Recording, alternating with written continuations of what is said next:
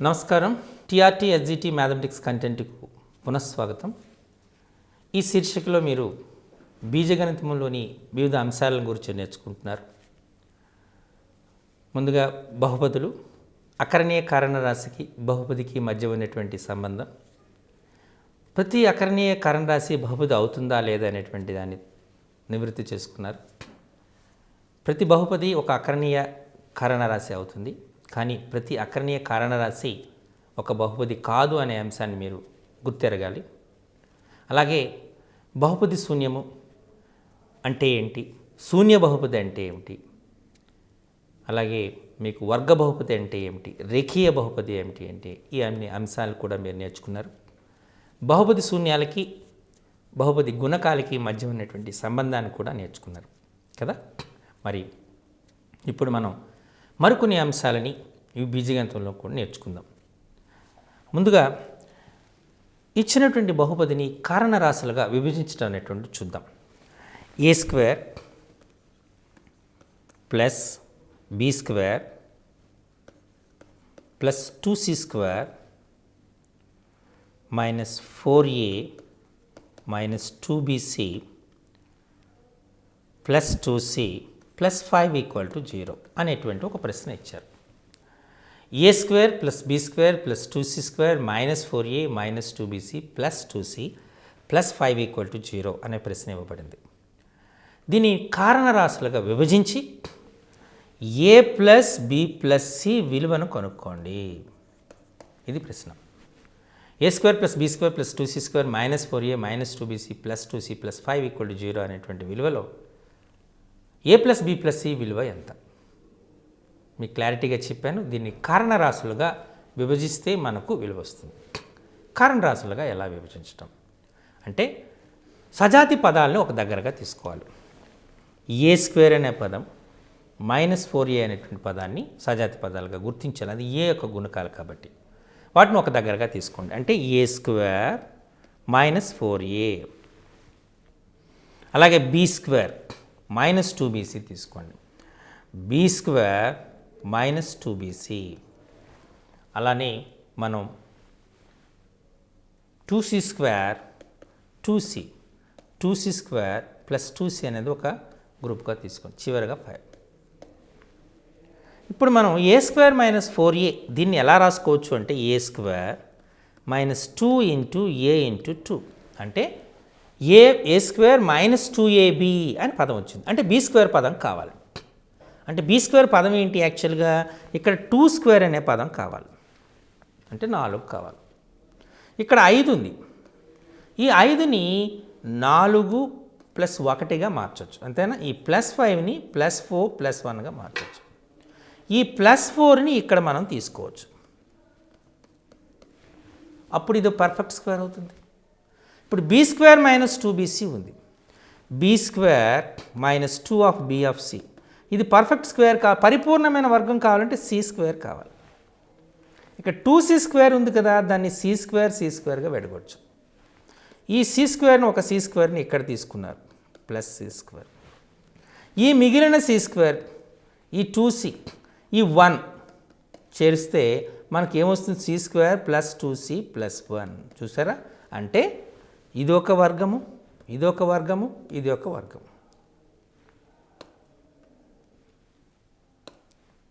Correct? అంటే మనకి ఏమొచ్చింది? మనకు A minus 2 whole square plus B minus C whole square plus C plus 1 whole square is equal to 0 వచ్చింది. అంటే పదాలని రీగ్రూప్ చేయటం వల్ల మనకు 3 వర్గాల మొత్తంగా రాయగలిగాం. A minus 2 whole square plus B minus C whole square plus C plus 1 whole square. ఏదైనా ఒక వర్గము, ఒక సంఖ్య యొక్క వర్గము రుణేతర సంఖ్య అవుతుంది, అంటే 0 కానీ ధన సంఖ్య కానీ అవుతుంది. 3 వర్గ సంఖ్యల మొత్తం శూన్యం ఎప్పుడు అవుతుంది అంటే ఆ 3 0కి సమానమైనప్పుడు. ఎందుచేత? వర్గ సంఖ్య అంటేనే రుణేతర సంఖ్య. మరి 3 రుణేతర సంఖ్యలు అయినప్పుడు వాటి మొత్తం శూన్యమైంది అంటే ఖచ్చితంగా ప్రతి విలువ 0కి సమానం కావాలి. అంటే మనకు ఇక్కడ 3 పదాలు ఉన్నాయి. ఏంటి? ఏ మైనస్ 2 హోల్ స్క్వేర్, కాబట్టి ఏ మైనస్ 2 0 అవ్వాలి. B minus C whole square అంటే బి మైనస్ సి జీరో అవ్వాలి. C plus one whole square C plus one కూడా జీరో కావాలి. అంటే A minus two equal to zero అంటే ఏ ఈక్వల్ టు టూ అవుతుంది. B minus C equal to zero అంటే B equal to C అవుతుంది. C plus one equal to zero అంటే C is equal to minus one అవుతుంది. అంటే A equal to two, B equal to C, C equal to minus one. మనకు అడిగినది ఏంటి? A plus B plus C is equal to two plus C అంటే minus one. కాబట్టి B minus one, C also minus one. అంటే మనకు 2 minus 2 చివరిగా మనకు వచ్చింది 0. చూసారా? ఈ రకంగా మనకు కొన్ని ప్రశ్నలు వాటిని అడిగే ఆస్కారం ఉంటుంది. కాబట్టి చాలా జాగ్రత్త అనేటువంటిది అవసరం. కాన్సెప్ట్ చూడండి, సింపుల్గా ఉంటుంది, కానీ అట్ ద సేమ్ టైం కొంత అప్లికేషన్ ఉంటుంది. కొన్నిసార్లు లెక్కలు భయపెట్టేటట్టుగా ఇస్తాడు, కానీ చేసే పద్ధతి, వచ్చే సమాధానం చాలా సులభంగా ఉంటుంది. దానికి ఒక ఉదాహరణ చూడండి. X plus y plus z plus t is equal to 1. X plus 3y plus 9z plus 27t equal to 81. X plus 4y plus 16z plus 64t equal to 256. X plus 167y plus 167 square z plus 167 cube t equal to 167 to the power of 4. Then అయితే x విలువ ఎంత? ఇది ప్రశ్న. X plus y plus z plus t is equal to 1. X plus 3y plus 9z plus 27t equal to 81. X plus 4y plus 16z plus 64t equal to 256. X plus 167y plus 167 square Z plus 167 cube tea equal to 167 to the power 4 అయితే x విలువ ఎంత? ఈ ప్రశ్న చూడగానే చాలామందికి అనిపిస్తుంది ఇది మనకు సాధ్యం కాదు, అసలే మనం నాన్ మ్యాథమెటిక్స్ స్టూడెంట్స్ కాబట్టి ఈ లెక్కను చేయటం చాలా సాధ్యం కాదు, కాబట్టి బహుశా విడిచిపెట్టేయటమే ఉత్తమమైనటువంటి ఆలోచనలో ఉంటారు. కానీ వాస్తవంగా తప్పు. చాలా సులభమైన లెక్క. కొన్నిసార్లు లెక్క యొక్క విస్తరణ ఎక్కువగా ఉంటుంది, కానీ సమాధానం చాలా సులభంగా ఉంటుంది. మీరు జాగ్రత్తగా అన్ని సమీకరణాన్ని పరిశీలిస్తే ముందు చివరి సమీకరణాన్ని తీసుకుందాం. X plus 167y plus 167 square Z plus 167 cube t is equal to 167 to the power of 4. ఇది లెక్క వచ్చింది. అదే రెండవ అంటే చివరి నుండి అంటే మూడవ సమీకరణం అనుకుందాం. మొదటి నుండి అయితే క్రింద నుండి అయితే రెండవ సమీకరణం. ఎక్స్ ప్లస్ 4y 16z అంటే 4 స్క్వేర్ జెడ్ 64t అంటే 4 cube t 256 4 to the power of 4. X plus 3y plus 9z plus 2070 plus 81. X plus 3y 9z 3 square z 2070 3 cube tea equal 81 3 to the power of 4. X plus y plus z plus t equal to 1 అంటే X plus 1y plus 1 square Z plus 1 cube tea equal to 1. చూసారా? అంటే ఇప్పుడు మీరు దీన్ని నేను రాస్తున్నాను చూడండి, అన్నీ ఒకే క్రమములో ఉన్నాయి. X plus 1 square y plus 1 cube tea equal to 1 to the power of 4. X plus 3 square y, మనం మర్చిపోయాం ఒక పదం జనరల్గా మనం చూద్దాం. X plus 1y plus 1 square Z plus 1 cube tea equal to 1 to the power of 4. X plus 3y plus 3 square Z plus 3 cube tea equal to 3 to the power of 4. X plus 4y plus 4 square Z plus 4 cube tea equal to 4 to the power of 4. X plus 167y plus 167 square Z plus 167 cube tea equal to 167 to the power 4. చూసారా? ఇచ్చిన 4 సమీకరణాలు ఒకే ప్యాటర్న్లో ఒకే క్రమంలో ఉన్నాయి. ఎప్పుడైతే ఒకే క్రమంలో ఉన్నాయో మనం ఒక సామాన్య సమీకరణం రాయొచ్చు. ఎలా? X plus A Y plus A square Z plus A cube tea equal to A to the power 4. చూసారా? అంటే X plus 1y plus 1 square Z plus 1 cube T ఈ 4 సమీకరణాలని ఒకే సమీకరణంగా మనం సాధారణీకరించవచ్చు. ఏ ఈక్వల్ టు 1 సబ్స్టిట్యూట్ చేశారనుకోండి మొదటి సమీకరణం వస్తుంది. ఏ ఈక్వల్ టు 3 సబ్స్టిట్యూట్ చేశారనుకోండి రెండో సమీకరణం వస్తుంది. ఏ ఈక్వల్ టు 4 సబ్స్టిట్యూట్ చేశారనుకోండి మూడో సమీకరణం వస్తుంది. ఏ ఈక్వల్ టు 167 సబ్స్టిట్యూట్ చేశారనుకోండి నాలుగో సమీకరణం వస్తుంది. చూసారా? అంటే మనం ఇక్కడ 1, 3, 167 ఈ 4 విలువలు X plus A Y plus A square Z plus A cube tea equal to A to the power 4ని తృప్తిపరుస్తాయి. ఒక సమీకరణాన్ని తృప్తిపరిచే విలువలని మనం మూలాలు అంటారు. అంటే ఈ సమీకరణం 1 మూలమవుతుంది, 3 మూలమవుతుంది, 4 మూలమవుతుంది, 167 మూలమవుతుంది. అంతేనా? ఈ సమీకరణాన్ని కాస్త మనం సౌలభ్యం కోసం ఎలా రాసుకోవచ్చు చూడండి. ఎలా రాసుకోవచ్చు? A to the power 4 minus A cube T minus కనెంతనా ఒకసారి చూద్దాం. Correct. Minus A cube tea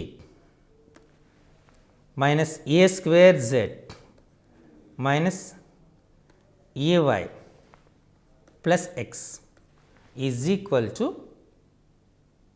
ఎంత? 0.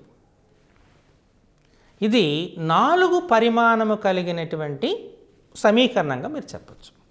దీనికి మూలాలు ఏమొచ్చినాయి? 1, 3, 4, 167 ఇవి మూలాలు. అంతేనా? ఓకే. సో అప్పుడు మనకు ఏమొస్తుంది? మనకు 4 మూలాలు ఉన్నాయి. ఎక్స్ అనేది ఈ సమస్య దృష్ట్యా, ఈ దత్తాంశం దృష్ట్యా స్థిర పదం అవుతుంది. స్థిర పదానికి మూలాల లబ్ధానికి సంబంధం ఉంది. ఏంటి? మూలాల లబ్ధము ఈజ్ ఈక్వల్ టు స్థిర పదము by x to the power 4 coefficient. అంటే ఇక్కడ a to the power 4. Already మీరు ఇంతకుముందు మీకు చెప్పినట్టు ఏఎక్స్ టు ది పవర్ 4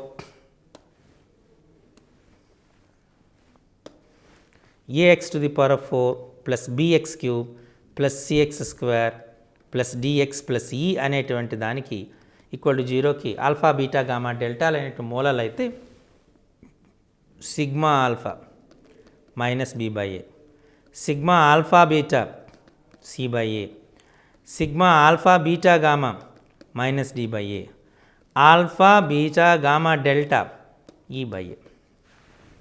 ఇక్కడ ఈ విలువ ఎక్స్, ఏ విలువ 1 అంటే A to the power of coefficient 1 అంటే X by 1 is equal to మూలాల లబ్ధం. అంటే 1 ఇంటూ 3 ఇంటూ 4 ఇంటూ 167. అంతేనా? ఇది కూడా ఎక్స్ కూడా మనకు మైనస్ వస్తుంది.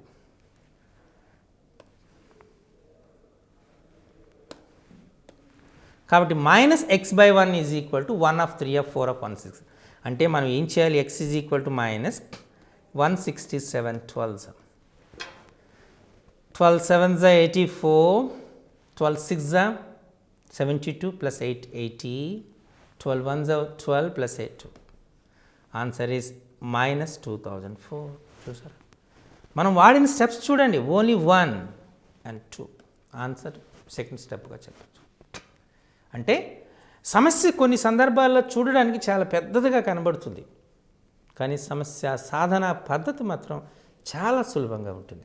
కాబట్టి ప్రశ్నని మనం ప్రశ్న పేపర్ని చేస్తున్నప్పుడు, అంటే మనం చేస్తున్నప్పుడే మనం ప్రశ్నల్ని అంచనా వేయాలి. ఏ సమస్య సులభంగా ఉంటుంది, ఏ సమస్య కఠినంగా ఉంటుందో అంచనా వేయాలి. కొన్నిసార్లు సమస్య చూడగానే కఠినము అని చూసి ఫస్ట్ ఇన్స్టెంట్లోనే ఇది కఠినమైన సమస్య లేదా చాలా సులభమైన ప్రశ్న అనేటువంటి నిర్ణయించడం సాధ్యం కాదు. వాటిని జాగ్రత్తగా పరిశీలించాలి. పరిశీలించిన తర్వాతే ఖచ్చితంగా అది సులభమైనటువంటిదా కష్టమైనటువంటిదా అనే అంశాన్ని మనం నిర్ణయించుకోవాల్సి ఉంటుంది. ఓకే, ఇప్పుడు మరొక ప్రశ్నను చూద్దాం. ఇక్కడ మనకు ఒక ప్రశ్న, ఇవన్నీ మంచి ప్రశ్నలు అన్నిటినీ నేను కలెక్ట్ చేసి మీకు చెప్తున్నా. ఇవి బహుశా మీకు పరీక్షల్లో చాలా ఉపయోగకరంగా ఉంటాయి. 10 to the power of 4 plus 324, 20 to the power of 4 plus 324, okay, 34 power 4 plus 324, 46 to the power of 4 plus 324, 58 to the power of 4 plus 324 whole by 4 to the power of 4 plus 324,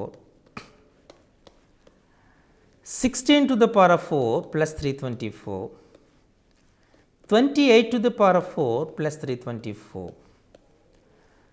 40 power 4 plus 324 plus 52 to the power 4 plus 324 అనే అంశాలు ఇవ్వబడ్డాయి. Okay, is equal to ఎంత అని అడిగాడు.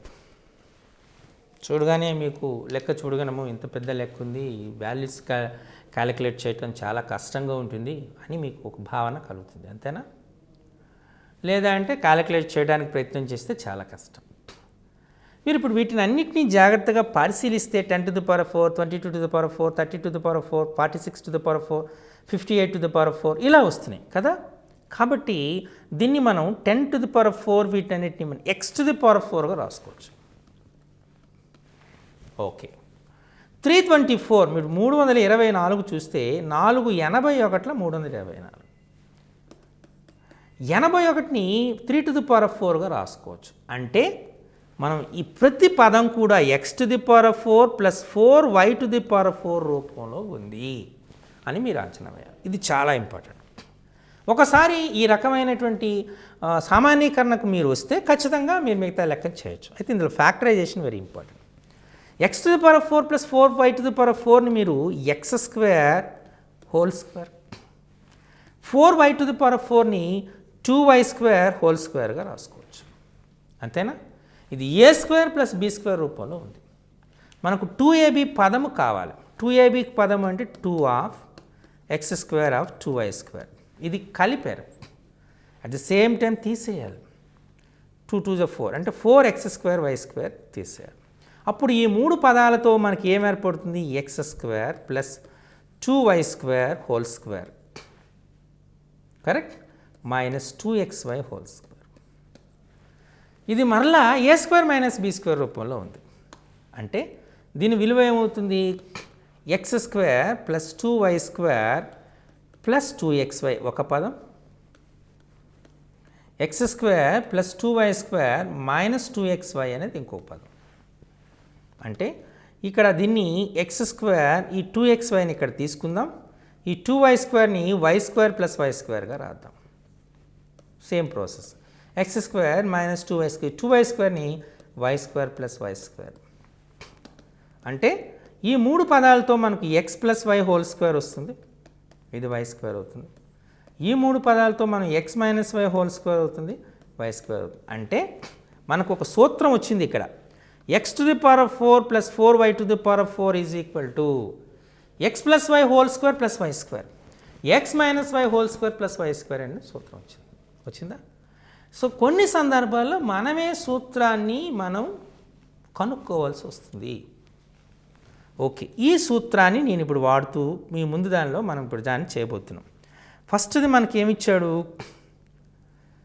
ఫస్ట్ది మనం ఒకసారి మన ముందు దానికి వెళ్ళి చూద్దాం. ప్రీవియస్ దాన్ని 10 to the power 4, ఇక్కడ x 10 అవుతుంది, y అనేటువంటి 3 అవుతుంది, అంతే కదా. అంటే అప్పుడు మనకి ఏమొస్తుంది? మనకు x 10, y అనేటువంటిది ఎంత వస్తుంది? 3. కాబట్టి మనకు వచ్చినటువంటి ఇదేంటి? x plus y whole square కదా, x plus y whole square. కాబట్టి x plus y whole square వచ్చింది. కాబట్టి మనం ఇక్కడ ఏం చేస్తున్నాము? కొత్తగా మనం ఒక పదాన్ని యాడ్ చేద్దాం. అంటే x 10 అంటే ఫస్ట్ది ఏమొస్తుంది? 10 plus 3 whole square, 13 square, x plus y whole square plus y square, 3 square. Next 10 minus 3, 7 square plus 3 square. Okay, ఇప్పుడు రెండో పదం చూద్దాం. రెండో పదం అంటే అక్కడ ఏమొచ్చింది? 22. అగైన్ 22 అనేటప్పటికి మనకు రాగానే 22 వచ్చింది కదా. 22 ప్లస్ 3 అంటే 25 whole square plus 3 square. 22 minus 3 అంటే 19 స్క్వేర్ మైనస్ 3 స్క్వేర్. ఓకే, ఇప్పుడు ముందు చూద్దాం. 22 పదం అయింది. 34. ఇప్పుడు 34 చూస్తే అంటే 34 అంటే 37 స్క్వేర్ ప్లస్ 3 స్క్వేర్ కలపాలి కదా. తర్వాత 34లో 3 తీసేయాలి, 31 స్క్వేర్ ప్లస్ 3 స్క్వేర్. ఓకే, మరలా ముందు చూద్దాం. 46 వచ్చింది. సో 46 కాబట్టి 46 square 49 square plus 3 square, 43 square plus 3 square. Okay, మరలా ముందు చూద్దాం. 58 ఉంది. 58 ఉంది కాబట్టి 58 plus 3 61 square plus 3 square 55 square plus 3 square whole by మళ్ళీ ముందు చూద్దాం. 4 ఉంది. సో 4 కాబట్టి మనకేమొస్తుంది 4 square plus 3 square 7 square plus 3 square 1 square plus 3 square 4 minus 3. Okay, next పదం చూద్దాం. 16 ఉంది. సో 16 కాబట్టి 19 square plus 3 square 13 square plus 3 square. ముందు చూద్దాం. 28 ఉంది. 28 కాబట్టి 31 square plus 3 square 25 square plus 3 square. 40 ఉంది. 40 plus 3 43 square plus 3 square 37 square plus 3 square.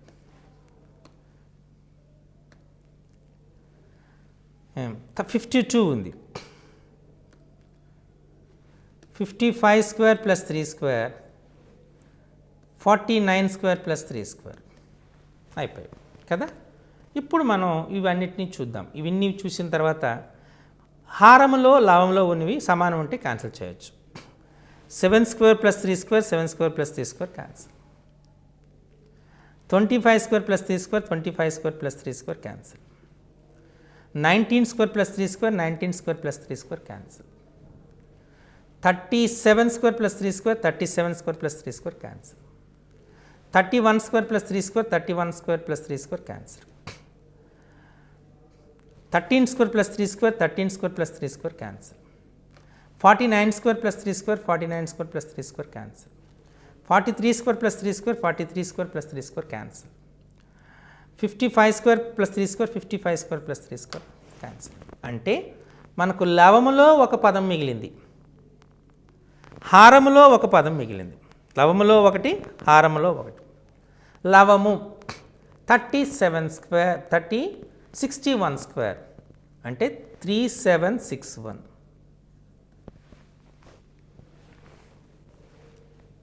Okay, 21 61 3721. 3 square 9 అంటే మనకేమొచ్చింది 3730. హారములో 1 స్క్వేర్ ప్లస్ 3 స్క్వేర్ మిగిలింది అంటే 1 ప్లస్ 9 అంటే 10 అంటే 3730 బై 10 అంటే మనకు క్యాన్సిల్ అయితే 373 ఆన్సర్. చూసారా, ప్రశ్న కొన్నిసార్లు సందర్భంలో మనమే సూత్రాన్ని కనుక్కోవాల్సి వస్తుంది. ఇలా మనమే సూత్రాన్ని కనుక్కొని మనమే సింప్లిఫై చేయవలసి ఉంటుంది. కాబట్టి మీరు ఆ విధమైనటువంటి సమస్య సాధన లక్షణాలని మనం కలిగి ఉండాలి. అప్పుడే మనం ప్రశ్నల్ని సులభంగా చేసేటువంటి ఆస్కారం ఉంటుంది. ఓకే, మరి ఇప్పుడు మనం ఇందులో ఈ బహుపదుల్లో మనకు వర్గ సమీకరణాలు అనేటువంటివి ఉన్నాయి. వీటిపైన కూడా మనం చూడాలి. A x square plus bx plus C is equal to 0. ఈ a x square plus bx plus c equal to 0 అని మనం వర్గ సమీకరణము అంటారు. ఇందులో కండిషన్ ఏంటంటే ఏ నాట్ ఈక్వల్ టు 0 అవ్వాలి, ఏబిసి బిలాంగ్స్ టు ఆర్ అవ్వాలి. So a x square plus bx plus c equal to 0 అని మనం తీసుకుంటే దీన్ని వర్గ సమీకరణం అంటారు. ఎందుచేత ఇక్కడ పరిమాణం 2.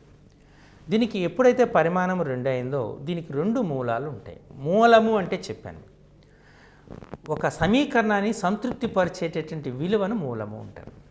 ఇక్కడ 2 పదాలు మనం వాడుతున్నాం. ఒకటి బహుపది శూన్యము, రెండవది మూలము. 2 కూడా తృప్తిపరుస్తాయి. ఒక బహుపదిని తృప్తిపరిచే విలువను బహుపది శూన్యము అంటారు. ఒక వర్గ సమీకరణాన్ని తృప్తిపరిచేటువంటి విలువను మూలము అంటారు. ఇది మీరు చాలా జాగ్రత్తగా గుర్తుపెట్టుకోవాల్సినది.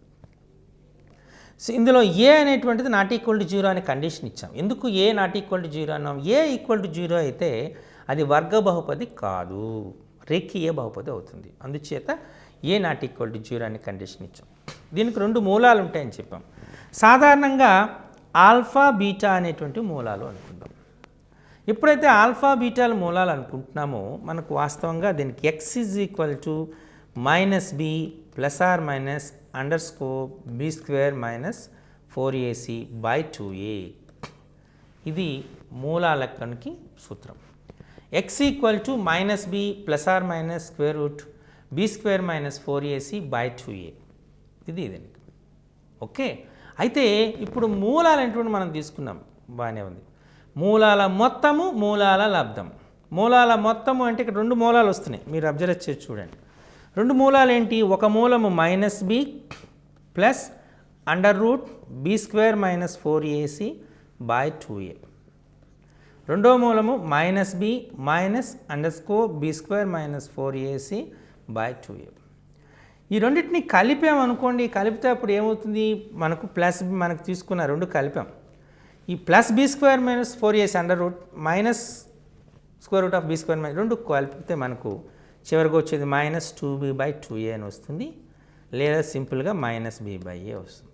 అంటే ఆల్ఫా ప్లస్ బీటా మూలాల మొత్తం మైనస్ b బై a అవుతుంది గుర్తించాలి. ఒకవేళ గుణించామనుకోండి, ఇది a plus B into a minus B రూపంలో ఉంది. కాబట్టి a square minus b square అంటే minus b whole square minus square root of B square minus 4ac whole square by 4a square.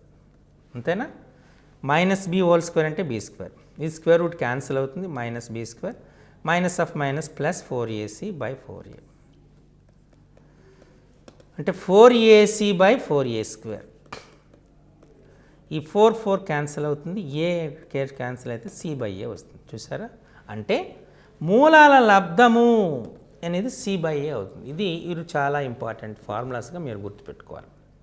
అంటే మూలాల మొత్తం is equal to minus b by a వస్తుంది, మూలాల లబ్ధం is equal to c by a అని వస్తుంది. ఇవి మూలాల మొత్తానికి, మూలాల లబ్ధానికి సూత్రం.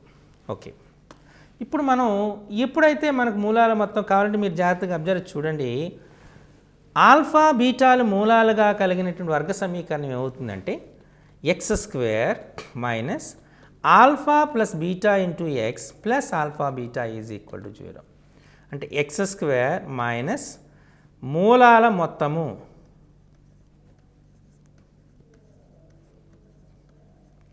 ఇంటూ ఎక్స్ ప్లస్ మూలాల లబ్ధం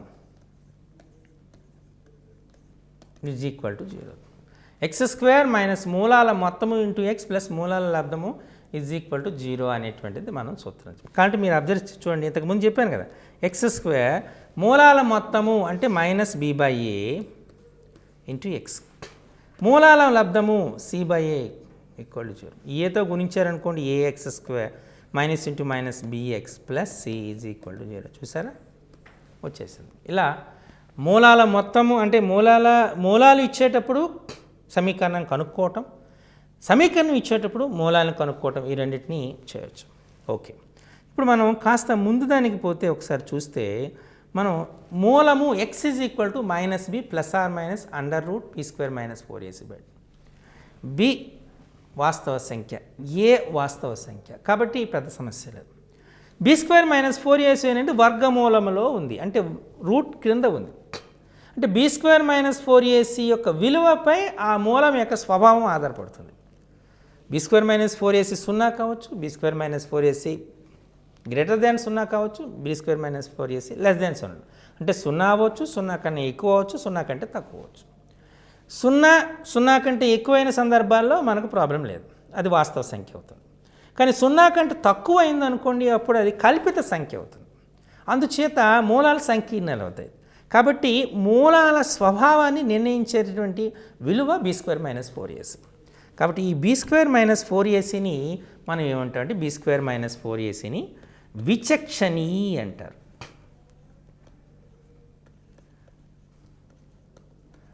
b స్క్వేర్ మైనస్ 4acని విచక్షణి అంటారు. ఈ విచక్షణి ఎందుకు అంటున్నామంటే ఇది మూలాల యొక్క స్వభావాన్ని నిర్ణయిస్తుంది. ఈ b స్క్వేర్ మైనస్ 4acని సాధారణంగా డెల్టా అనేటువంటి అక్షరంతో సూచిస్తారు. అంటే డెల్టా ఈక్వల్ టు 0 అయ్యే అవకాశం ఉంటుంది, డెల్టా ఈజ్ గ్రేటర్ దాన్ 0 అవుతుంది, డెల్టా ఈజ్ లెస్ దాన్ 0 అవుతుంది. ఇవి 3 సందర్భాలు. డెల్టా ఈక్వల్ టు 0 అయిందనుకోండి, అప్పుడు మూలాలు సమానము అవుతాయి. అండ్ ప్రతి మూలం విలువ మైనస్ బి బై 2a అవుతుంది. గ్రేటర్ దాన్ 0 అయిందనుకోండి, అప్పుడు మూలాలు విభిన్నాలు వాస్తవములు అవుతాయి. విభిన్నాలు వాస్తవాలు అవుతాయి. లెస్ దాన్ 0 అయిందనుకోండి, మూలాలు సంకీర్ణాలు లేదా కల్పితాలు అవుతాయి. ఇవి చాలా ఇంపార్టెంట్. ఇందులో మనకు చాలా ప్రశ్నలు వచ్చే ఆస్కారం ఉంటుంది. ax² + bx + c = 0. దానిలో విచక్షణ ఏమిటి? దాని యొక్క విచక్షణ ఏమిటి? b² - 4ac విచక్షణ అంటారు. అలాగే విచక్షణకి 3 సందర్భాలు ఉన్నాయి. 0తో సమానం కానీ, 0 కంటే పెద్దది కానీ, 0 కంటే చిన్నది కానీ అయ్యేటువంటి ఆస్కారం. 0తో సమానమైతే మూలాలు సమానము అంటారు. 0 కన్నా పెద్దదైతే విభిన్నాలు వాస్తవాలు అంటారు. 0 కంటే తక్కువైతే మూలాలు సంకీర్ణాలు అంటారు.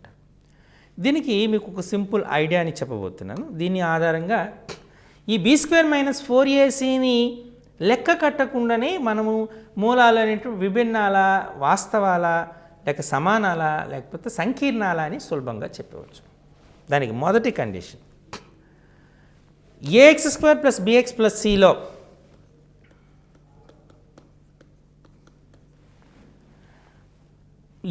మనం ఉదాహరణ తీసుకున్నాం. అనేటువంటి ఏ సందర్భం తీసుకున్నాం. x యొక్క గుణకము అది ప్లస్ అయినా మైనస్ అయినా ఏదైనా అవ్వచ్చు. ఏదైనా అయ్యేటప్పటికీ ఏలో కానీ సిలో కానీ, అంటే ఏ విలువ కానీ సి విలువ కానీ, ఈ రెండిట్లో ఏదో ఒకటి రుణ సంఖ్య అయితే ఏ కానీ సి కానీ, అంటే బి ఏదైనా అవ్వచ్చు, ప్లస్ కానీ మైనస్ కానీ అవ్వచ్చు. ఏ సీలలో ఏదో ఒకటి ప్లస్ ఇంకొకటి మైనస్ అయింది అనుకోండి. అయితే అప్పుడు మూలాలు వాస్తవాలు విభిన్నాలు అవుతాయి. కాబట్టి చూడండి, ఇప్పుడు 2x² + 3x + 5. ఇప్పుడు ఏం చెప్పాను? 1 మైనస్ అవ్వాలి, అంతేనా? 1 మైనస్ అవ్వాలి. అంటే ఫర్ ఎగ్జాంపుల్ ఇది మైనస్ తీసుకుంటే అప్పుడు మూలాలు వాస్తవాలు విభిన్నాలు అని చెప్పాను. కాబట్టి అలా b² 3² మైనస్ 4ac 4 × 2 మైనస్ 5 అంటే 9 మైనస్ ఇంటూ మైనస్ ప్లస్ 4 2 = 8 8 5 = 40. అంటే ఎంత వచ్చింది? 49 > 0. కాబట్టి మూలాల వాస్తవాలు విభిన్నాలు. అదే ఇది +5 అయిందనుకోండి, ఇది -2 అయిందనుకోండి, అయినా 49 > 0. అర్థమైందా? అంటే x యొక్క గుణకము ప్లస్ అయినా మైనస్ అయినా ఆ సందర్భమే. కానీ ఏసీలు x² గుణకము స్థిర పదాల్లో ఏదో ఒకటి ఖచ్చితంగా ఏదో ఒకటి రుణ సంఖ్య అయితే మూలాలు వాస్తవాలు విభిన్నాలు. క్లియర్? ఓకే. ఇప్పుడు రెండో సందర్భం ఏంటంటే x² గుణకం 1 తీసుకున్నారు. అప్పుడు సి పైన ఆధారపడిపోతుంది డైరెక్ట్గా. సి ప్లస్ అయిందనుకోండి, మైనస్ అయిందనుకోండి, 2 సందర్భాలు వస్తాయి. మైనస్ అయిందనుకుంటే మూలాల వాస్తవాలు విభిన్నాలు. ప్లస్ అయితే బి కంటే సి విలువ చాలా ఎక్కువగా ఉంటే మూలాలు సంకీర్ణాలు కల్పితాలు అవుతాయి. అంటే ఉదాహరణకి చెప్తాను చూడండి. ఇప్పుడు x² + 3x + 7 ఇచ్చాను. ఇక్కడ 3 కంటే 7 చాలా పెద్దది, అంతేనా? 3 కంటే 7 పెద్దది. ఇప్పుడు b² - 4ac కట్టండి. 3² మైనస్ 4ac 4 × 1 × 6 అంటే 9 - 28 -19 <0. చూసారా? అంటే బి గుర్తుతో సంబంధం లేకున్నా సి ప్లస్ అయ్యేటప్పుడు అది బి విలువ కంటే చాలా పెద్దది అయ్యేటప్పుడు అప్పుడు మనకు దాని విలువ ఏమవుతుంది? మైనస్ వస్తుంది. కాబట్టి మూలాలు సంఖ్యను చూసారా? అంటే ఇలా అబ్జర్వేషన్ చేసి కూడా మనము సులభంగా చేయొచ్చు. ఇది చాలా ఇంపార్టెంట్ విషయంగా మీరు గుర్తుపెట్టుకోవాలి. ఓకే. ఇప్పుడు మరి ఒక వర్గ సమీకరణం ఇచ్చాడు. ఈ వర్గ సమీకరణానికి మనం గ్రాఫ్ చేస్తారు. A x square plus bx plus C is equal to 0 అనేటువంటి ఒక వర్గ సమీకరణం తీసుకుంటే దీని గ్రాఫ్ ఎల్లప్పుడూ పరావల అని సూచిస్తుంది. పరావలని సూచిస్తున్నాం. ఫర్ ఎగ్జాంపుల్ ఇప్పుడు మీకు ఈ గ్రాఫ్నే సూచిస్తున్నాం. X square minus X minus 6 equal to 0. ఇది సూచించేటువంటి గ్రాఫ్ ఏది అన్నాడు. అంటే మనం జనరల్గా గ్రాఫ్ను గీయమనేటప్పుడు కొద్దిగా కష్టము. సూచించే గ్రాఫ్ ఏమి అంటే -6 కదా, -6 తీసుకునేటప్పుడు దీన్ని 3 2 రాసుకోవచ్చు. ఇక్కడ -6 అనేటప్పుడు ఒకటి మైనస్ ఉండాలి. ఏది మైనస్ ఉండాలి? ఎక్స్ కొనుక్కో మైనస్ కదా, కాబట్టి -3 + 2. ఇప్పుడు గ్రాఫ్ తీసుకున్నాం. 0 1 2 3 4 5 6 -1 -2 -3 -4 -5 -6 -7.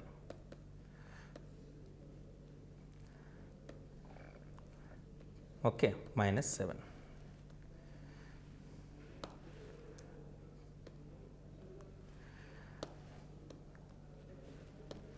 -7 తీసుకున్నా. ఇక్కడ ఏంటి 1 2 3 4 5 అది తీసుకున్నాం. This -1 -2 -3 -4 -1. Okay, X square -x -6 తీసుకున్నా. ఇది ఎక్స్ అక్షాన్ని -3 ఉంది కాబట్టి +3 వద్ద ఖండిస్తుంది. +2 ఉంది కాబట్టి -2 వద్ద ఖండిస్తుంది. ఇప్పుడు ఎక్స్ స్క్వేర్ -x -6 ఉంది కదా, ఈ ఎక్స్ స్క్వేర్ -x -6ని ఈక్వల్ టు 0 ఉంది. ఇది క్లోజ్ చేసేసాను. అప్పుడు y ఈక్వల్ టు -6 అవుతుంది. అంటే y ఈక్వల్ టు మైనస్, ఎక్కడ -6 ఉంది? ఇక్కడ. ఈ మూడింటిని కలపండి.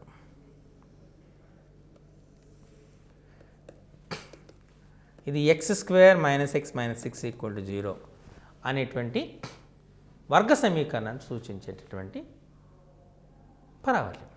ఇంకోటి తీసుకుందాం మీకంతా. ఎక్స్ స్క్వేర్ ప్లస్ 4x + 3 ఇచ్చారు. 3 1s 3, 3 1s 3. ఇప్పుడు +3 + 1, ఇక్కడ +3 + 1, 3 1s 3 తీసుకున్నారు. అంటే +3 -3 దగ్గర పెట్టాలి, +1 -1 దగ్గర పెట్టాలి. ఇది క్లోజ్ చేస్తే y ఈక్వల్ టు 3 వస్తుంది. 3 అంటే గ్రాఫ్ ఎలా వస్తుంది? 3 1 కదా.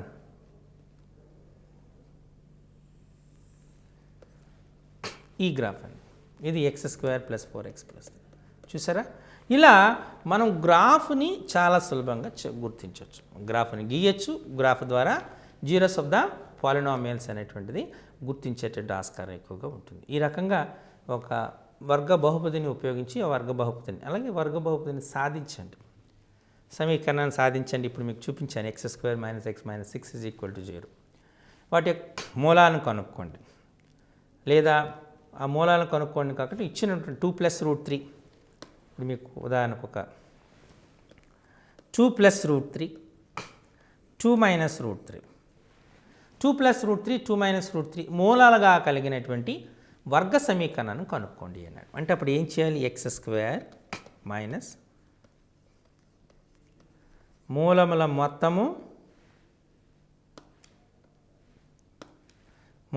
మొత్తము ఇంటూ ఎక్స్ ప్లస్ మూలాల లబ్ధం ఈజ్ ఈక్వల్ టు 0 అని తీసుకో.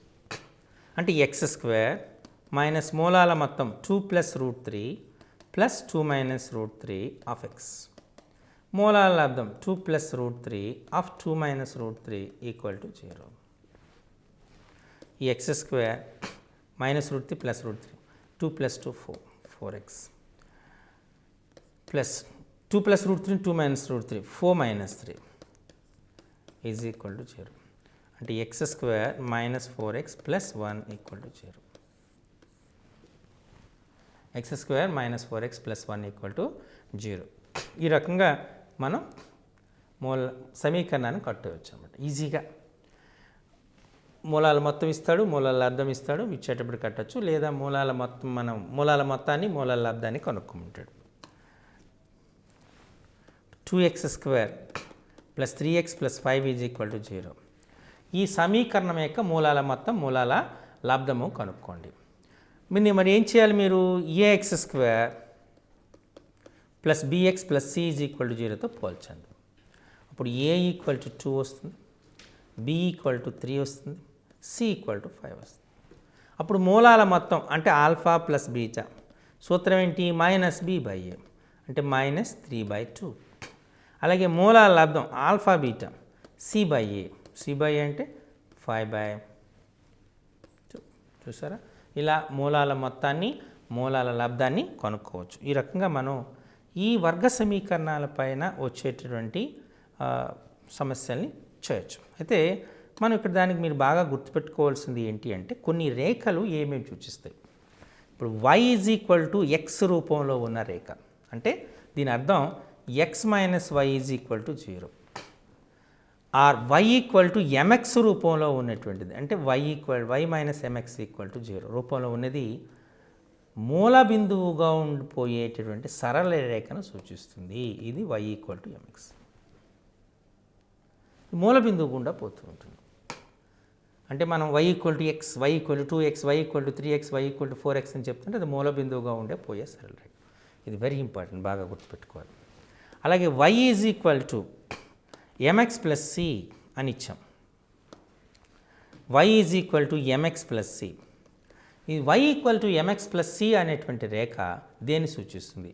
y equal to mx plus c అనే రేఖ ఏం చూస్తుందంటే అది y అక్షాన్ని c అనే దూరంలో అంటే 0, c అనేటువంటి బిందువు వద్ద ఖండిస్తుంది. ఎప్పుడు అంటే మూల బిందువు నుండి c దూరంలో ఉంటే అది 0, c అనే బిందువు. ఇక్కడ వాలు m ఉంటుంది. దీన్ని వాలు అంతర్ఖండ రూపము అంటారు. అంటే y equal to mx plus c. దీన్ని బట్టి కూడా మీరు క్లారిటీగా చెప్పచ్చు రేఖీయ సమీకరణం అనేటువంటిది ax plus by plus c equal to 0 అనేటువంటిది సరళ రేఖను సూచిస్తుంది అనేటువంటి చెప్పచ్చు. అదే. సో ఈ రకంగా మనం ఈ సమీకరణ అంటే సరళ రేఖలు వాటికి అనుబంధమైన సరళరేఖ. ఓకే, ఇప్పుడు మనం మరొక సమీకరణం చూద్దాం. ఇప్పుడు x square by a square plus y square by a square equal to 1 లేదా x square plus y square equal to A square అనేటువంటి ఒక వర్గ సమీకరణాన్ని సూచిస్తే ఇది వృత్తాన్ని సూచిస్తుంది. వృత్తం అంటే ఎలా ఉంటుందన్నమాట. అన్నీ కూడా ఏ అవుతాయి, ఇవన్నీ అవుతాయి. అదేవిధంగా మనకు x square by a square plus y square by b square equal to 1 తీసుకుందాం అనుకోండి. ఇది ఒక ఎలిప్స్ని సూచిస్తుంది. అంటే దీర్ఘవృత్తము సూచిస్తుంది. దీర్ఘవృత్తం తీసుకున్నాం. ఓకే, దీన్ని హ్రస్వాక్షము అంటారు, ఏ అంటారు, దీన్ని బి అంటారు. మీ అందరికీ తెలుసు సూర్యుని చుట్టూ గ్రహాలు అనేటువంటి వివిధ దీర్ఘవృత్తాకార కక్షలో పరిభ్రమిస్తూ ఉంటాయని చెప్తాం. అలాగే కేంద్రకం చుట్టూ ఎలక్ట్రాన్లు అనేటువంటివి వివిధ దీర్ఘవృత్తాకార కక్షల్లో పరిభ్రమిస్తూ ఉంటాయని చెప్తాం కదా. అక్కడ దీర్ఘవృత్తము అనే పదం వాడుతున్నాం. దాన్ని సూచించేటువంటి సమీకరణం x square by a square plus y square by b square equal to 1. ఇక్కడ a is equal to b అయిందనుకోండి, ఈ దీర్ఘవృత్తం ఏమవుతుంది? వృత్తం అయిపోతుంది. చిన్నగా ఉన్నదాన్ని హ్రస్వాక్షము అంటారు, పెద్దగా ఉన్నదాన్ని దీర్ఘాక్షము అనేటుంటారు. ఇలా వివిధ సమీకరణాలు అనేటువంటివి వివిధ రేఖను చూపిస్తాయి. వాటన్నిటిని మేము ఒకసారి చూస్తే a x plus b y plus C is equal to 0 ఇది సరళ రేఖను సూచిస్తుంది. A x square plus bx plus c ఈ రూపంలో ఉన్నటువంటి ఒక పరావలయాన్ని సూచిస్తుంది. X square plus y square equal to A square రూపంలో ఉన్నటువంటిది ఒక వృత్తాన్ని సూచిస్తుంది. X square by a square plus y square by b square equal to 1 అనేటువంటిది ఒక దీర్ఘవృత్తాన్ని సూచిస్తుంది. ఈ విధంగా మీరు ఈ అంశాలను గుర్తుపెట్టుకోవాలి. ఇచ్చినటువంటి రేఖ, ఇచ్చినటువంటి సమీకరణం ఏంటి, అది ఏమి సూచిస్తుంది అనేటువంటిది క్లారిటీగా గుర్తుంది. A x plus b y plus c equal to 0 సరళ రేఖను సూచిస్తుంది. A x square plus bx plus c equal to 0 అని పరావలయాన్ని సూచిస్తుంది. X square plus y square equal to A square అని ఒక వృత్తాన్ని సూచిస్తుంది. X square by a square plus y square by b square equal to అనేది దీర్ఘవృత్తాన్ని సూచిస్తుంది. అలానే ఇందులో చాలా ఇంపార్టెంట్ కాన్సెప్ట్ ఇంతకుముందు చెప్పాను. విచక్షణ తీసుకుంటే delta equal to 0, greater than 0, less than 0 అనేటువంటి 3 అంశాలు ఉన్నాయి. ఈ డెల్టా గ్రేటర్ దాన్ 0 అయితే మూలాలు సమానం అవుతాయి, వాస్తవాలు అవుతాయి. గ్రేటర్ దాన్ 0 అయితే విభిన్నాలు అవుతాయి, డిఫరెంట్గా ఉంటాయి, వాస్తవాలు అవుతాయి. లెస్ దాన్ 0 అయితే సంకీర్ణాలు అవుతాయి. ఓకే, సో ఈ రకంగా మూలాలు మీద కూడా ప్రశ్న ఇచ్చేటువంటి ఆస్కారం ఉంది కాబట్టి వాటిని కూడా మీరు పరిశీలించవలసి ఉంటుంది. ఓకే, ఇప్పుడు మనం కొన్ని అప్లికేషన్ క్వశ్చన్స్ని మనం పరిశీలిద్దాం. పరీక్షల్లో ఇచ్చిన అప్లికేషన్ క్వశ్చన్స్ని జాగ్రత్తగా చూద్దాం.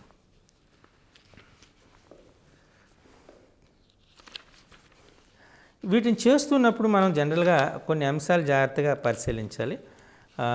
అది ఏ విధంగా చేస్తున్నాం అనేటువంటిదే కాకుండా కొన్ని పరీక్షల్లో వాటిపైన కొన్ని అప్లికేషన్ క్వశ్చన్స్ ఇస్తారు కాబట్టి ఏ రకంగా ఇస్తారు అనేటువంటిదాన్ని చూడాలి.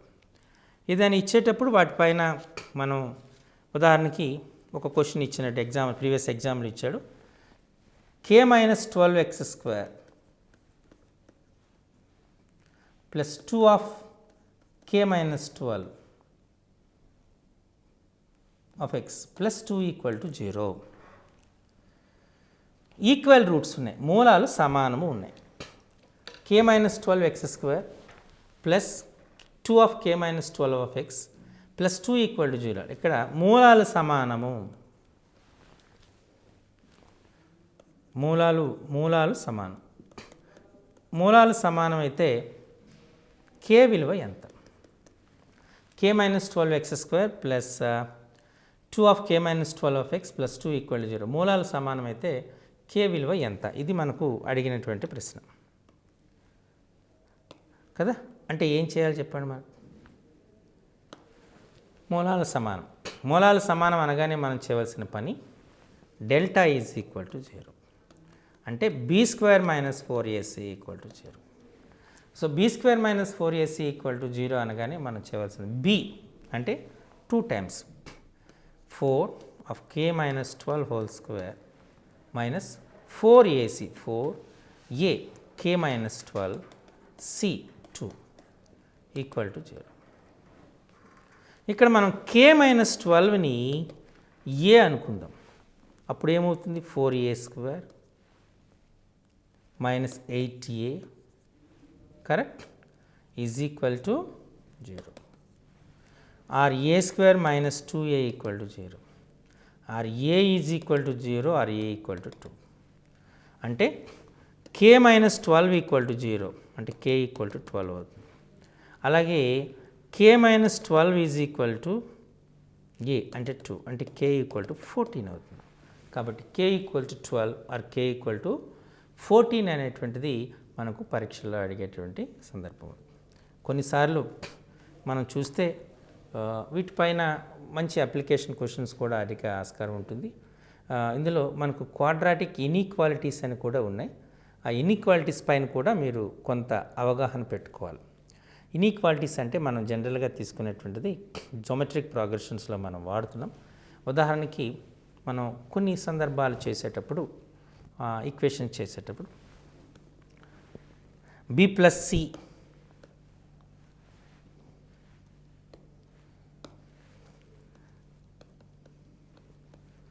c plus a of a plus b తీసుకున్నారనుకోండి by a plus b by abc. b plus c c plus a a plus b by abc అనేది యొక్క కనిష్ట విలువ ఎంత అన్నాడు. b plus c c plus a a plus b by abc యొక్క కనిష్ట విలువ.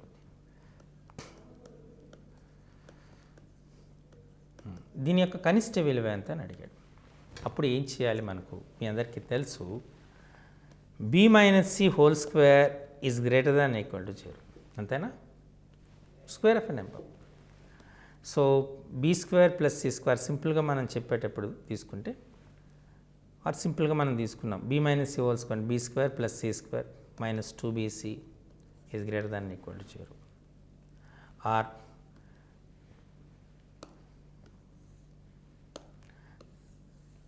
b² plus c²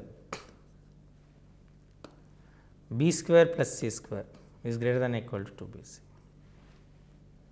are B square plus C square by BC correct by 2 simply is greater than and equal to BC correct. అంటే మనం సింపుల్గా అలా చెప్పచ్చు. కాబట్టి ఇప్పుడు మనం తీసుకునేది మీ అందరికీ తెలుసు, ఈ సూత్రాన్ని వాడచ్చు, లేదా అంటే మనం ఇంకో సూత్రాన్ని వాడుతున్నాం. b plus C by 2 is greater than or equal to BC. C plus A by 2 is greater than equal to CA. A plus B by 2 is greater than equal to AB. అంటే వీటిని గుణించామనుకోండి, ఈ 3 సమీకరణాలను గుణించామనుకోండి, ఎప్పుడైతే ఈ 3 సమీకరణాలను గుణిస్తున్నామో b plus C by 2 into C plus A by 2 into A plus B by 2 is greater than equal to A square B square C square. Square root this is square root of A square B square C square. Okay, అంటే మీరు క్లియర్గా చెప్పచ్చు b plus C by of c plus a of a plus b by 8 is greater than or equal to abc. Or you can say b plus c of c plus a of a plus b by abc is greater than or equal to 8. మనకు ఇచ్చిన ప్రశ్న చూద్దాం. b plus c c plus a of a plus b by abc యొక్క కనిష్ట విలువ greater than or equal to అనేది కనిష్ట విలువని ఇస్తుంది. Less than or equal to అనేటువంటిది గరిష్ట విలువని ఇస్తుంది. ఇక్కడ కనిష్ట మనకి ఏమొచ్చింది, మనకు B plus C of C plus A of A plus B అనేటువంటి గరిష్ట విలువ మనం చూస్తే గరిష్ట విలువని తీసుకున్నాం. గరిష్ట విలువ ఏమవుతుంది, 8 అవుతుంది. అంటే ఇక్కడ మనకు గ్రేటర్ దాన్ ఈక్వల్ టు కాబట్టి కనిష్టం, కాబట్టి కనిష్ట విలువ 8. కాబట్టి B plus C of C plus A plus B యొక్క కనిష్ట విలువ 8 అని చెప్పు. ఇప్పుడు మనం కొన్ని సందర్భాల్లో 2018 by 2019, 2019 by 2018 ఈ రెండు సంఖ్యల్లో ఏది పెద్ద సంఖ్య అని ఇచ్చాడు.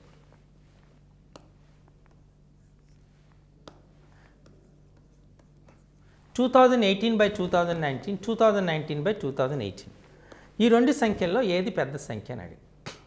ఇప్పుడు నేను చూస్తే అన్నిటికీ సారూపుతుంది. 2019ని ఎక్స్ అనుకున్నాను అనుకోండి, 2019ని ఎక్స్ అనుకున్నాను అనుకోండి, ఇప్పుడు 2018 ఏమవుతుంది చెప్పండి.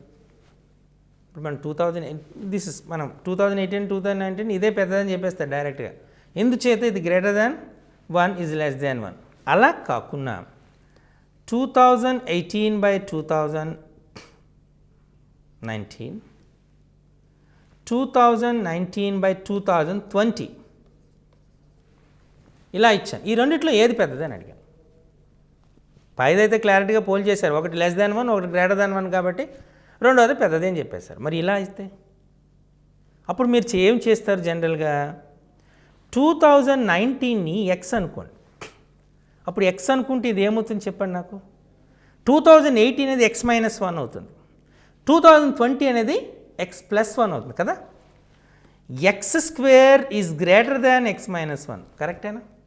X square is greater than X square minus 1. ఇప్పుడు 10 రూపాయలు ఉందండి, 9 రూపాయలు, 10 రూపాయల కన్నా 9 రూపాయలు తక్కువ కదా. అలాగే X square is less than X square is greater than X square minus 1. దీన్ని ఎక్స్ ఆఫ్ ఎక్స్గా రాసుకోవచ్చా, ఎక్స్ ఇంటూ ఎక్స్గా రాసుకోవచ్చా. ఎక్స్ స్క్వేర్ మైనస్ 1ని X minus 1 into X plus 1గా రాసుకోవచ్చా కదా.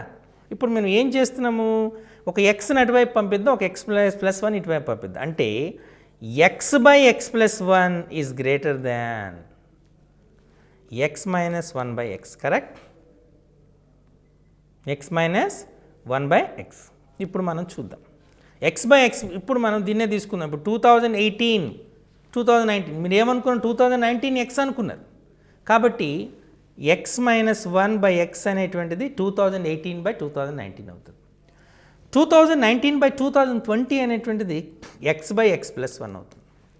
ఇక్కడ మనకు వచ్చిన దాని ప్రకారం X by X plus 1 is greater than X minus 1 by X. అంటే ఎక్స్ బై ఎక్స్ ప్లస్ 1 అనేది ఎక్స్ మైనస్ 1 కన్నా బై ఎక్స్ కన్నా పెద్దది అని. కాబట్టి సింపుల్గా మీరు 2తో x - 1 బై ఎక్స్ అనేది is less than x by X plus 1 అని చెప్పొచ్చు. అంటే 2019/2020 పెద్దది అని క్లియరిటీగా చెప్పొచ్చు. చూసారా, ఇలా మనం ఈ ఆల్జీబ్రా కాన్సెప్ట్స్ని నెంబర్ ఆఫ్ ప్రాబ్లమ్స్ అంటే నెంబర్ సిస్టంలో నెంబర్ ఆఫ్ ప్రాబ్లమ్స్తో మనం కంపేర్ చేసి మనం చెప్పేటటువంటి ఆస్కారం ఉంటుంది. కాబట్టి వీటిపైన చాలా ఎక్కువ ప్రశ్నలు వచ్చేటువంటి ఆస్కారం ఉంది. ఆల్జీబ్రా పార్ట్లో చాలా ఎక్కువ ప్రశ్నలు ఉంది. కాబట్టి వీటన్నిటినీ మీరు జాగ్రత్తగా పరిశీలించండి. చాలా అప్లికేషన్ క్వశ్చన్స్ వచ్చేటువంటి ఆస్కారం కూడా ఉంది. చాలా అప్లికేషన్ క్వశ్చన్స్ ఉంటాయి.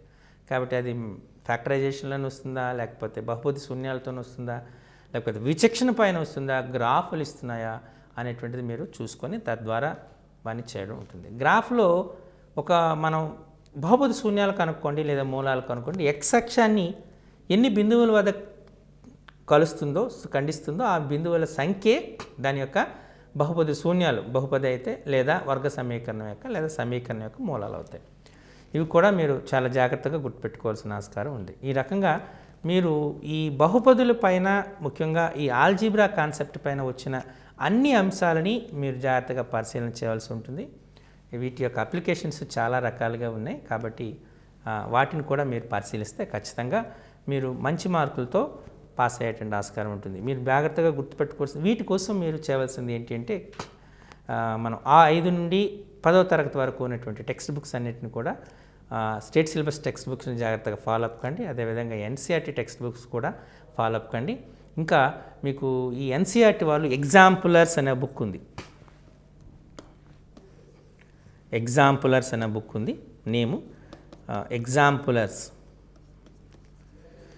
ఈ ఎగ్జాంపులర్స్ బుక్ అనేటువంటి ఎగ్జాంపులర్స్ బుక్ ప్రతి క్లాస్కి ఒక ఎగ్జాంపులర్ బుక్ ఉంది, ఎన్సీఆర్టీ బుక్. దాన్ని ఫాలో అప్ చేయండి.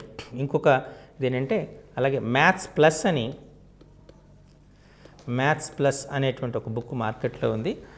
దీన్ని ఎంఎస్ఎం పబ్లికేషన్స్, ఇది ఎంఎస్ఎం పబ్లికేషన్స్ అనేటువంటిది పబ్లికేషన్ ద్వారా రిలీజ్ చేయబడింది. సో ఇందులో కూడా మీకు ఈ అన్ని అంశాలపైన ఈ ప్రజెంట్ సిసిఈ సిస్టంలో వాడుతున్నటువంటి అకాడమిక్ స్టాండర్డ్స్ని ఇన్కార్పొరేట్ చేస్తూ ఇవ్వబడింది. కాబట్టి ఈ మ్యాథ్స్ ప్లస్ని కూడా ఈ ఎంఎస్ఎం పబ్లికేషన్స్ అనేటువంటి దాంట్లో దొరుకుతుంది. కాబట్టి వాటి ద్వారా కూడా కొంత ప్రాక్టీస్ చేస్తే ఖచ్చితంగా మీరు మంచి మార్కులు ఈ ఆల్జీబ్రా పార్ట్లో తెచ్చుకునే ఆస్కారం ఉంటుంది. కాబట్టి ప్రయత్నించండి, ఆ దిశగా ప్రయత్నించండి. ఖచ్చితంగా మీరు విజయవంతం అవుతారు. నమస్కారం.